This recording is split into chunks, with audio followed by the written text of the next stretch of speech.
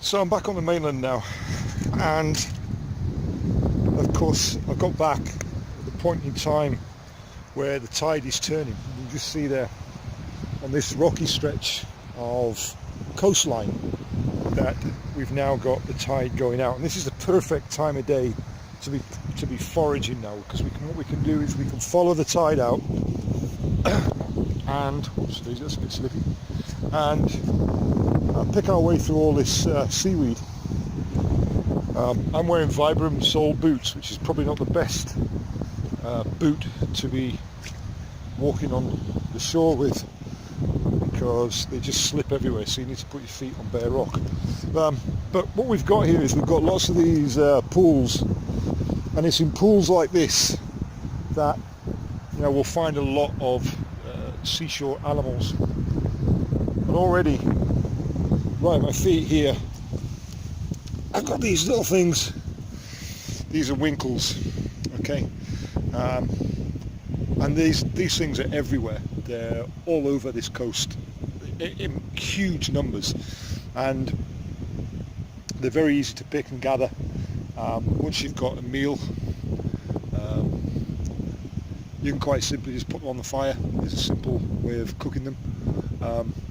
Or if you get a collection of different seafoods, things like mussels and limpets and winkles, cockles, clams, that type of thing, and you get a lot of dried grass, make a bed of dried grass on a rock, put all your seafood onto that dried grass, and then put more dried grass on top of it, and then just light the dried grass, and once it burns down, that will cook the shellfish and make a ready meal.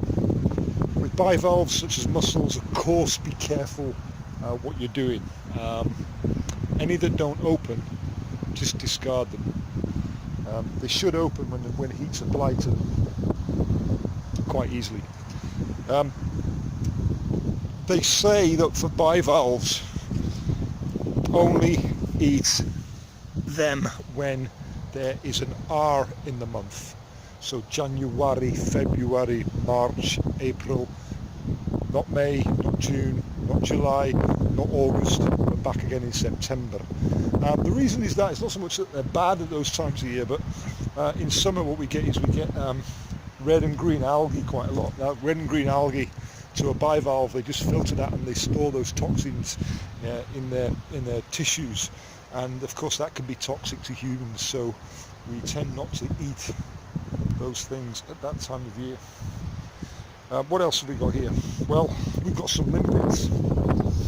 These are these big things here. This thing here is a limpet.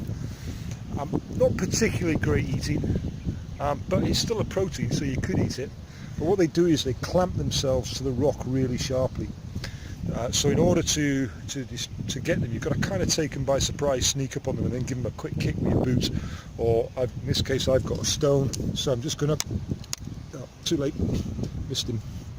Once he clamps down, and you can see that water that's just come off underneath is where basically the limpet has kind of stuck itself to the rock. Let's see if I can find another one, and we'll give it another go. There's a couple on here, look. Now I missed that one as well. I'm not getting a good strike with this, am I?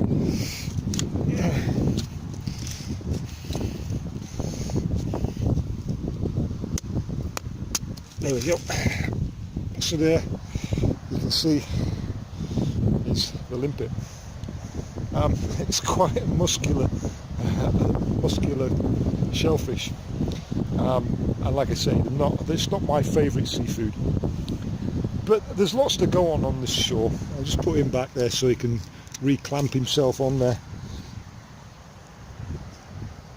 In all this seaweed, there will be crabs. Lots and lots of different types of crab. Common crabs, brown crabs, spider crabs, etc., etc. And they'll all be hiding in these pools, in little rock crevices, in the seaweed. I find one of the best ways to deal with that, and unfortunately I haven't got one with me, is that I use a couple of old paint rollers. You know, the ones that you buy for painting and decorating, they're just kind of rollers that you roll up and down the thing. Well, the angle on that, and I just straighten that out, and I bend the tip over a little bit, and I just use those to scrape into the crevices and within the seaweed and lift it and pull, and then to tease them out once I find one. Nothing flash, you know, it can actually be any bit of metal at all. It doesn't need to be anything wonderful. I haven't seen any yet on this beach, but then again I haven't really explored yet. But probably further out I might come across some mussel beds. And of course they're great eating. Anytime, you know, when they're in season, they're great eating.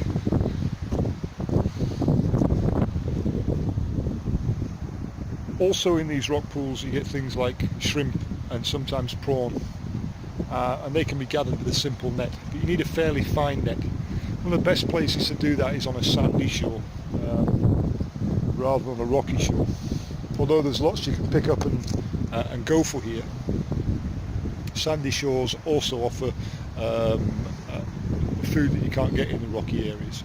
So for example, razor clams, they bury in the sand, and you can usually tell where they are because they live in a U-shaped burrow. They often sit at the bottom of the burrow, and on one side of the burrow there'll be like curly bits of sand.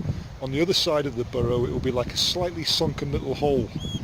Now the way to get these things is to, when you find that these clusters of these holes, is that if you get some normal table salt and you add, I don't know, maybe 3 or 4 tablespoons to maybe about a litre or a quart of water, so you have hyper-concentrated sodium chloride. What you can then do is you can then just pour this mixture into the indentation of the hole, and because of the increased salinity, the beastie doesn't like that. So what it'll do is it'll pop up, and as it pops up, all you've got to do is grab it. Don't grab it and pull it, just grab it and hold it just till it tires itself, and then it will release its toe hold from within the burrow, and you just pull the thing out. And they are really good eating. I mean, they are spectacular seafood.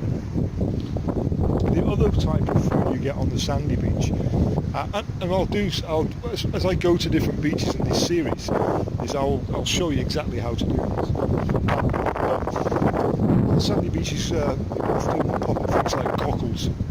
Now these live in sort of in sandy, muddy conditions,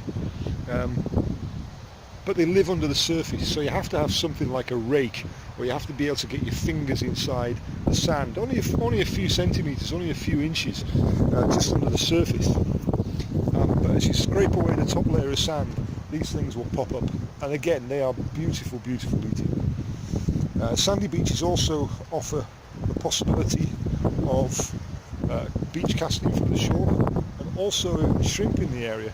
You can get special types of nets, or you can make special types of net that have a wooden leading edge, and what you do is basically just skim that just under the sand, and that any shrimp which pops out, you just then scoop it up, and it scoops up into the net. So a few ways of just simple foraging along the beach is going to produce a bounty. Now here we've got lots of bladderwrack. All seaweed in essence is essentially edible, and places I've been around the world, there are some amazing seaweeds. When I was out in the Philippines, which is like a very, very thin stalk with little beads on it, and when you can take it out fresh, and of course it tastes a little bit salty, but when you bite into it, you get this intense pepper flavour. Very, very highly prized amongst some of the locals there. And for example, in the Philippines, they have seaweed farms, and seaweeds are becoming much more popular around the world. In the UK, particularly in Wales, there is a tradition of eating a type of seaweed called lava bread, which is like a brown, paper-thin seaweed. They gather this in great amounts, and they boil it and boil it and boil it. And then traditionally, it's eaten with cockles and with bacon, with some cheese on top, usually as a breakfast meal. Very, very, very delicious. But there are many, many, many seaweeds that are edible.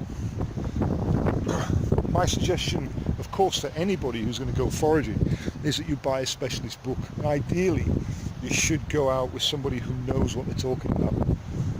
But you can get a lot from a book, as long as you take care with what you pick and what you gather, and make sure that your identification is positive.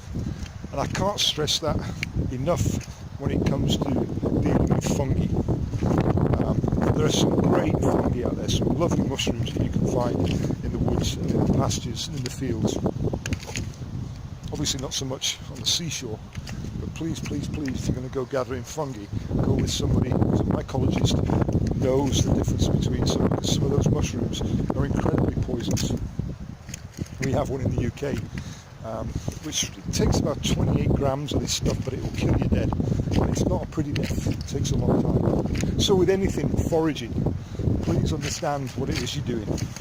Most of the plants that we find on the coastline, things like sea holly, sea beets, they are very, very easy to identify. And once you've identified them, you'll kind of never forget them. And they make a great supplement to the food that we can find along the coast. So this is just a quick foray onto the beach close to where I'm staying. I'm sure we'll do some more of this in the next couple of days, and we'll keep adding to the series as more opportunities arise. And then what I'll do is I'll purposely go to a beach with the gear that I need, and we'll look at how we hunt and trap, and perhaps build some pots and build some different types of light lines and so forth, so you can see how it all comes together. But for the moment, I'm really, really pleased about this. See, there's lots of stuff here that we can forage from the shoreline without really too much effort. Just imagine what the possibilities are if we can get a little bit out to sea in a boat or on a raft. There is a whole bounty, and of course we have the access then to fish. So for now, this is the first day really over and done with. We've had a great day out on the island right over there. Understood that we can, certainly on an island in that situation, we could survive, you know, even in the North Sea. And here on the shoreline, I'll show you some additional foods that you can forage from the shore. So all in all, it's been a good day, and let's see what tomorrow brings.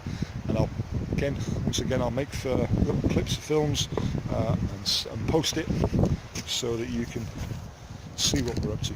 So this is Dave Connell from the NFPA at the end of day one in Scotland on the Fife Coast, and I'll see you next time.